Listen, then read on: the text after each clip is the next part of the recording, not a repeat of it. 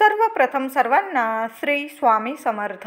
स्वामी महाराजांच्या कृपेने तुमच्या सर्व चांगल्या इच्छा पूर्ण होत ही स्वामींचरणी प्रार्थना करते आणि आजच्या व्हिडिओला सुरुवात करते. तर उद्या आलेला आहे श्रावणातील पहिला शनिवार. श्रावणात प्रत्येक दिवसाच हा अतिशय महत्त्वाचा असतो. त्याचबरोबर श्रावणी सोमवार आणि श्रावणी शनिवार अतिशय महत्त्वाचे दिवस मानले जातात. शिवभक्तांसाठी, हनुमानांच्या भक्तांसाठी हे दिवस खूप महत्त्वाचे असतात. अजून सुद्धा काही घरांमध्ये श्रावणी सोमवार बरोबर श्रावणी शनिवारचं सुद्धा व्रत उपवास केला जातो आणि तो उपवास दिवसभर करून संध्याकाळी प्रदोषकाळी हा उपवास सोडला जातो. असं सुद्धा अजून काही घरांमध्ये हे उपवास केले जातात. श्रावणातील हे 2 उपवास अतिशय महत्त्वाचे असतात. शनी महाराज, शनिदेवांची जर कृपा जर आपल्या घरावर, आपल्या दारावर असेल, आपल्या लेकरा बाळांवर, तर आपल्याला या जगात म्हणतात ना कसलीच भीती उरत नाही. तर शनी महाराजांची कृपा मिळवण्यासाठी श्रावणी शनिवारी काही उपायसुद्धा करायचे आहे. उपाय नाही म्हटले, सेवा म्हटली तरीही चालेल. तर शनी महाराज हे न्यायाचे देवता आहे. चांगल्या कर्माचं चांगलं फळ देता, वाईट कर्माचं वाईट फळ देता. न्यायाचे देवता आहे. चांगल्या वाईट कर्माचं फळ देण्याचं काम आपले शनी महाराज करत असतात. तर आपल्याला या श्रावणी शनिवारी काही खास उपायसुद्धा करायचे आहे, काही सेवासुद्धा करायच्या आहे. तर जाणून घेऊया या सेवा आणि हे उपाय कोणते आहे. त्याआधी तुम्ही आपल्या चॅनलवर नवीन असाल, कृपया चॅनलला नक्की सबस्क्राईब करा. कमेंटमध्ये जरूर लिहा श्री स्वामी समर्थ. तर उद्या आलेला आहे पहिला श्रावणी शनिवार. उपाशी राहिला तरी चालेल, पण आपल्या कुत्र्याला, आपल्याला गाईला, कुत्र्याला एक घास आपल्याला खाऊ घालायचा आहे. तुम्हाला काळा कुत्रा मिळाला उद्या तर अतिशय उत्तम, आणि नाहीच मिळाला तर तुमच्या घराजवळ किंवा कुठं म्हणजे तुमच्या घरात असेल कुत्रा किंवा तुमच्या घराच्या आजूबाजू जो कुत्रा मिळेल तुम्हाला, उद्या तुम्हाला एक ताजी चपाती त्या कुत्र्याला खाऊ घालायची आहे. तर चपाती तशीच खाऊ घालू नका, तर त्याला मोहरीचं किंवा तिळाचं तेल लावून ती चपाती आपल्याला खाऊ घालायची आहे. आपल्या हाताने खाऊ घाला त्या कुत्र्याला. थोडेसे लहान लहान तुकडे करून एखाद्या दगडावर वगैरे टाकून दिले तुम्ही तरीही खाईल. थोडंसं 2 मिनटं तिथं उभं राहा, कुत्रा खातोय का ते बघा आणि मग घरी या. तुमच्या हाताने खाऊ घातलं तर अतिशय उत्तम. 2-4 कुत्रे असतील, तुम्ही 2 चपात्या घेऊन गेलात तरीही चालेल, पण चपातीला तेल आपल्याला मोहरीचं किंवा तिळाचंच लावायचं आहे. शनी महाराजांची तुमच्यावर भरभरून कृपा होईल.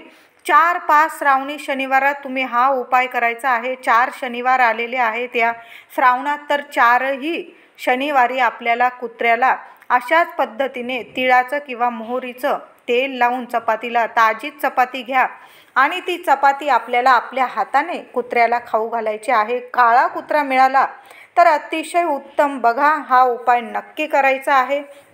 त्याचबरोबर आपल्याला हनुमानाच्या मंदिरात किंवा मारुती रायाच्या मंदिरात उद्या जायचं आहे.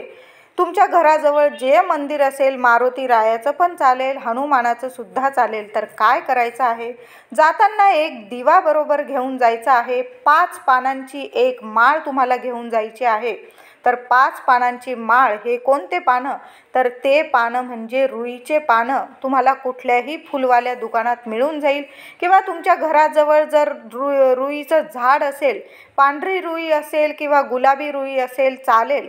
कुठल्याही एका झाडाचे 5 पानं तुम्हाला घ्यायची आहे आणि त्याची तुम्हाला माळ तयार करायची आहे आणि ती माळ तुम्हाला मारुती रायाला किंवा हनुमानाला उद्या घालायची आहे. तिथं जाऊन तुम्हाला एक दिवासुद्धा प्रज्वलित करायचा आहे.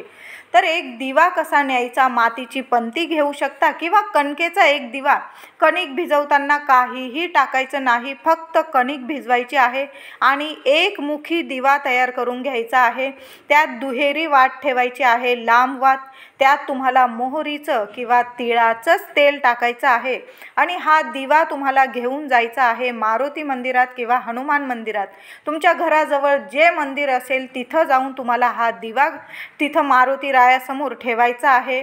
त्या दिव्याखाली थोडीशी फुलं ठेवून द्या आणि मग दिवा ठेवा. दिव्याला कधी पण आसन देऊन मगच ठेवायचं आहे, नाहीतर थोडंसं तांदूळ ठेवले तुम्ही आणि त्यावर दिवा ठेवलात तरीही चालेल. आता तुम्हाला दिवा करायला वेळ नसेल, मातीची पंती घेतली, स्वच्छ धुवून घ्या, दुहेरी वाट ठेवा, मोहरीचं तिळाचं तेल टाका, मोहरीचं किंवा तिळाचं एक कुठलं तरी तेल टाका आणि तो दिवा घेऊन जायचा आहे मारुती मंदिरात किंवा हनुमान मंदिरात. आधी देवाला नमस्कार करा, तुमची मनातली इच्छा बोलून घ्यायची आहे. 5 रुईच्या पानांची तुम्हाला माळ देवांना घालायची आहे, हनुमानाला किंवा मारुती रायाला. आणि तुम्हाला बरोबर 11 उडदाचे दाणे सुद्धा घेऊन जायचे आहे. अख्खे उडदाचे, काळे उडदाचे दाणे 11 घेऊन जायचे आहे. बरोबर मोजून घ्यायचे आहे. 11 उडदाचे दाणे घेऊन जायचे आहे आणि तिथं जाऊन तुम्हाला 5 रुईच्या पानांची माळ अर्पण करायची आहे. 11 उडदाचे दाणे चरणाशी अर्पण करायचे आहे. आणि त्याचबरोबर तुम्ही जर शनी महाराजांच्या मंदिरात गेला तर तरी पण ह्याच वस्तू तुम्हाला बरोबर न्यायच्या आहे. एक दिवा न्यायचा आहे मोहरीचा किंवा तिळाचा, 5 रुईच्या पानांची माळ न्यायची आहे, 11 उडदाचे दाणे न्यायचे आहे. काहीतरी गोडाधोडाचा नैवेद्य तुम्ही नेला तरीही चालेल. मोतीचूरचे लाडू हनुमानाला मारुती रायाला खूप आवडतात, म्हणून हे लाडू किंवा काहीतरी गूळ खोबरं घेऊन गेलात तरीही चालेल. या वस्तू घेऊन आपल्याला मंदिरात जायचं आहे. तिथं गेल्यानंतर प्रार्थना करायची आहे, रुईची माळ घालायची आहे 5 पानांची, 11 उडदाचे दाणे तिथं अर्पण करायचे आहे. तुम्ही शनी मंदिरात गेला तर बरोबर जाताना थोडंसं तेलसुद्धा तुम्हाला तिथं मिळून जाईल विकत वगैरे, नाहीतर तुम्ही घरातून नेलं तरीही चालेल. आणि ते तेल अर्पण करायचं आहे देवांच्या चरणी. 11 उडदाचे दाणे अर्पण करायचे आहे, 5 रुईच्या पानांची माळ घालायची आहे. आणि आता दिवा प्रज्वलित करताना दिवा असाच प्रज्वलित करायचं नाही, तर शनी महाराजांच्या मंदिरात जाऊन जर दिवा प्रज्वलित करत असाल तर शनी महाराजांचा तुम्हाला मंत्र बोलायचा आहे. आणि जर हनुमान मंदिरात किंवा मारुती मंदिरात तुम्ही दिवा पेटवणार असाल, दिवा प्रज्वलित करणार असाल, तर तो दिवा पेटवताना प्रज्वलित करताना काय बोलायचं? जय श्रीराम, जय श्रीराम बोलून तुम्हाला तो दिवा प्रज्वलित करायचा आहे. इच्छा बोलून घ्या आणि मग दिवा प्रज्वलित करायचा आहे. आणि तो दिवा प्रज्वलित केल्यानंतर तुम्ही तिथं शांत बसायचं आहे मंदिरात. आणि तुम्हाला उद्या 1 वेळा का होईना हनुमान चालीसा पठण करायचं आहे, किंवा तुम्ही मारुती मंदिरात गेला तर मारुती स्तोत्र पठण करायचं आहे. आणि तुम्हाला मग थोड्या वेळ तिथंच बसायचं. तुम्हाला तिथं जर जागा नाही मिळालं, तुम्ही घरी येऊन सुद्धा हनुमान चालीसा किंवा मारुती स्तोत्र बोलू शकता. शनी मंदिरात जाल तर शनी महाराजांच्या चरणाचं दर्शन घ्यायचं आहे, डोळ्यात बघू नका. शनी महाराजांच्या कधी पण डोळ्यात डोळे घालून बघू नये. महाराजांच्या चरणाचं दर्शन घ्यायचं आहे. तिथं बाहेर आल्यानंतर एखादा कोणी गरीब व्यक्ती असेल त्याला काहीतरी खायला प्यायला देऊन द्यायचं आहे. तिथं सुद्धा तुम्हाला एक दिवा लावायचा आहे. 11 उडदाचे दाणे अवश्य न्यायचेच आहे. मारुती रायाला किंवा हनुमानाला 5 रुईच्या पानांची माळ अवश्य घाला. कितीही मोठं संकट असू दे, कायमचं दूर होईल. तुमच्या घरात धन ऐश्वर्य अगदी भरभरून येईल. माता लक्ष्मी अतिशय प्रसन्न होईल. आता माता लक्ष्मी प्रसन्न कशी होईल, तर तुम्ही तो दिवा प्रज्वलित कराल तेव्हा तुम्ही जय श्रीराम बोलून दिवा लावणार. त्याच क्षणी माता लक्ष्मी तुमच्यावर अतिशय प्रसन्न होईल. आणि जय श्रीराम म्हटल्यावर हनुमान मारुती राया सुद्धा प्रसन्न होतील. त्यांच्या हृदयात श्रीराम वसतात. म्हणून हा दिवा अशा पद्धतीने तुम्हाला प्रज्वलित करायचा आहे. तुमच्या घराजवळ जर पिंपळाचं झाड असेल, उद्या श्रावणी शनिवार आहे, सर्व व्यक्तींनी उद्या पिंपळाचं पूजन करायचं आहे. सकाळी करा, संध्याकाळी करा, केव्हाही तुम्हाला वेळ मिळेल. तुम्ही हा मारुती मंदिरात, शनी मंदिरात, हनुमान मंदिरात सुद्धा उपाय सेवा तुम्ही दिवसभरात केव्हाही केलं तरीही चालेल. संध्याकाळी जरी केली ही सेवा तरीही चालेल. पिंपळाचे पूजन उद्या न चुकता सर्वांनी करा, अवश्य करा. कितीही दरिद्रता गरिबी असू द्या, संकट असू द्या, शत्रुपीडा असू द्या, कायमची दूर होईल. उद्या काय करायचं आहे? पिंपळाच्या झाडाखाली जायचं आहे. एक तांब्या भरून, लहानसा तांब्या भरून पाणी घ्या. त्यात 2 चमचे दूध टाकायचं आहे. 2 चमचे दूध अवश्य टाका. थोडीशी साखर टाका आणि ते जल आपल्याला आपल्याला पाणी आपल्याला पिंपळाला अर्पण करायचं आहे। तिथं जाताना सुद्धा एक दिवा घेऊन जा। खूप पाऊस पाणी असेल तर नाही नेला तरी चालेल, पण पाऊस नसेल तर एक दिवा अवश्य घेऊन जा। तो दिवा सुद्धा तुम्हाला तसाच न्यायचा आहे। एखादी पंती किंवा कणकेचा नेला तुम्ही तरीही चालेल। त्यात दुहेरी वात, मोहरीचं तेल, तिळाचं तेल, कुठलंही तेल टाका, पण मोहरीचं तिळाचं हेच तेल वापरायचं आहे उद्याच्या श्रावणी शनिवारी। तो दिवा तिथं ओम नमो भगवते वासुदेवाय नमः मंत्र जपायचा आणि दिवा प्रज्वलित करायचा आहे। 11 प्रदक्षिणा घातल्याशिवाय उद्या घरी येऊ नका।